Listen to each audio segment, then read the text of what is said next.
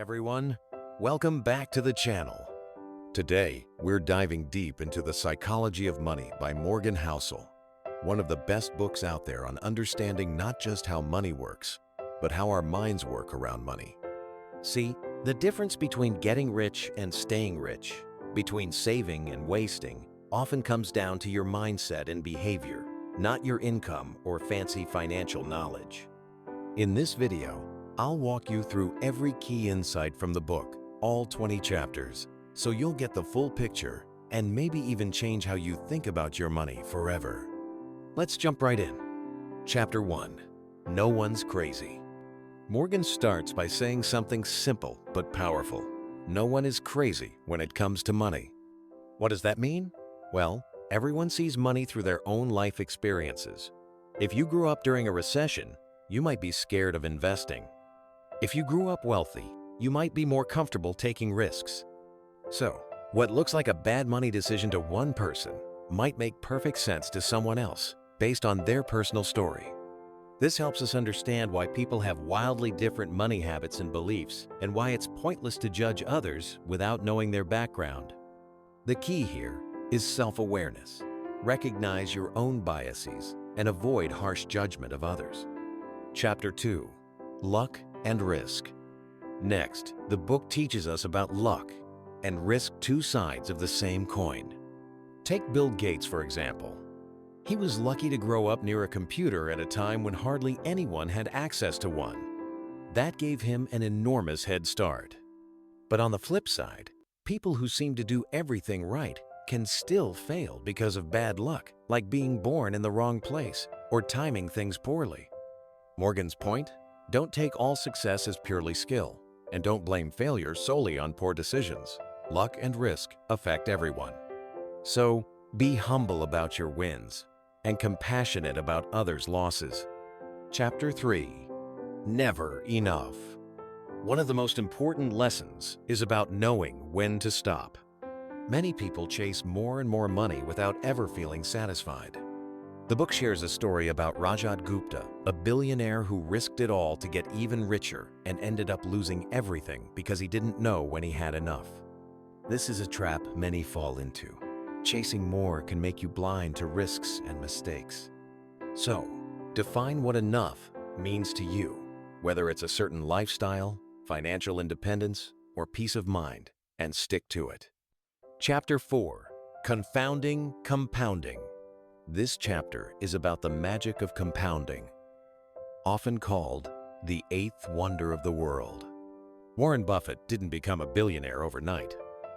Most of his fortune was earned after age 65, simply because he invested early and let his money grow for decades. The lesson here? Start saving and investing early. Don't underestimate the power of small gains accumulating over time. Patience and consistency beat quick wins every time. Chapter 5. Getting Wealthy versus Staying Wealthy. Getting rich and staying rich require very different mindsets. To get wealthy, you need optimism, risk-taking, and ambition. But to stay wealthy, you need humility, caution, and the ability to survive downturns. Many people lose their wealth because they forget the second part, protecting what they've built. Traits like frugality, flexibility, and keeping a margin of safety help preserve wealth. So remember, build your fortune, but don't risk it all chasing bigger gains. Chapter 6. Tails, You Win. This chapter introduces an important idea.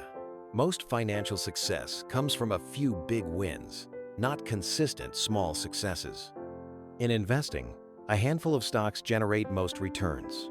Similarly, a few smart decisions often account for most of your financial growth. You don't need to be right all the time. You just need a few bets that pay off big. So don't stress about being perfect. Be patient and keep looking for those tail events. Chapter 7. Freedom.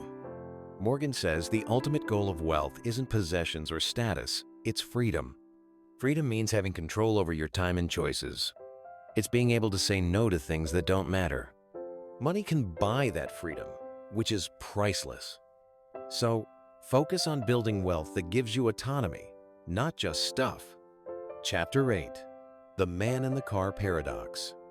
Ever noticed how when you buy a fancy car, you think people will admire you? Morgan calls this the man in the car paradox. People admire the car, not the person driving it. This shows that status symbols rarely impress others the way you expect. True wealth is what's not seen, like savings and investments. Chapter 9. Wealth is what you don't see. Spending money is easy to see, but wealth is invisible because it's unspent money. Many people live rich lifestyles funded by debt or risky bets. Real wealth is the money you don't spend your savings, investments, and financial cushion.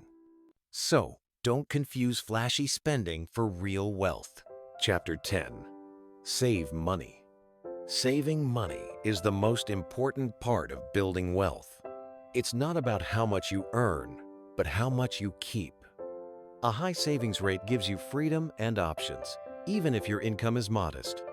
Focus on living below your means and building that gap between income and spending. Chapter 11. Reasonable, rational. The book says it's better to be reasonable with money than perfectly rational. People make money decisions based on emotions, fears, and values, not cold math. So don't beat yourself up for not maximizing every dollar. Make decisions you can live with and that bring peace of mind. Chapter 12. Surprise. The future is unpredictable. Financial surprises happen all the time, good and bad. Successful people expect surprises and prepare accordingly. That's why flexibility and adaptability matter more than rigid plans. Chapter 13. Room for error. Always leave a margin of safety in your finances. Invest with a buffer to handle mistakes or bad luck. Avoid putting yourself in situations where a single failure could wipe you out. Planning for error helps you survive and thrive. Chapter 14. You'll change. Your goals, values, and circumstances will change over time. What matters to you at 25 might not at 45. Plan your money with flexibility so you can adjust as life changes.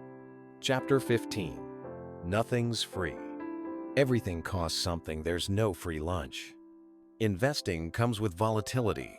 Business comes with competition. You have to be willing to pay the price, often in patience and risk, for rewards. Chapter 16. You and me.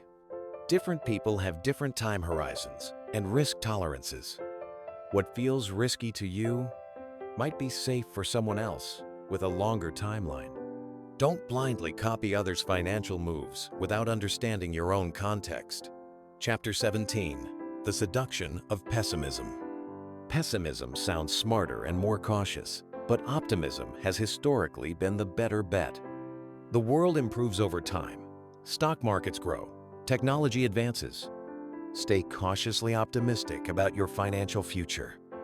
Chapter 18. When you'll believe anything. During uncertainty, people latch on to any story that offers comfort. This can lead to hype and bad financial decisions. Stay skeptical, avoid emotional investing, and think critically. Chapter 19. All together now. To sum it all up, Morgan distills money success to a few behaviors. Save consistently. Be patient and let compounding work.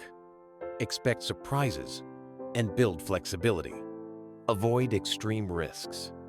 Value freedom over status. These behaviors beat intelligence or skill most of the time. Chapter 20. Confessions. Finally, Morgan shares his personal philosophy. Save more than you think you need. Take fewer risks than you believe you can handle. Focus on independence and peace of mind. Money is a tool to live the life you want, not a goal itself. So, there you have it, the psychology of money in a nutshell. Remember, managing money well isn't just about numbers. It's about understanding yourself, your emotions, and your goals. If this video helped you see money in a new light, please hit that like button and subscribe to Quick Reads for Success for more insightful book summaries. Thanks for watching. And here's to smarter money decisions ahead. Peace.